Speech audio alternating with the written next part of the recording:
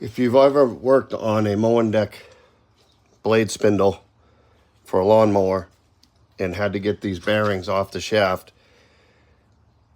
it's real tight to get in here. You really can't get a bearing puller in there. So what I do is I clamp a hammer in a vise and I use the jaw of the hammer to slip in there.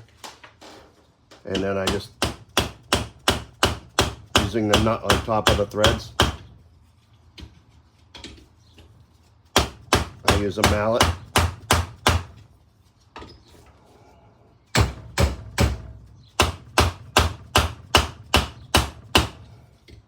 And work the bearing off.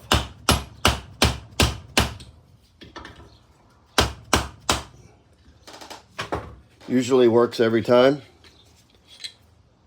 This was, pretty old spindle.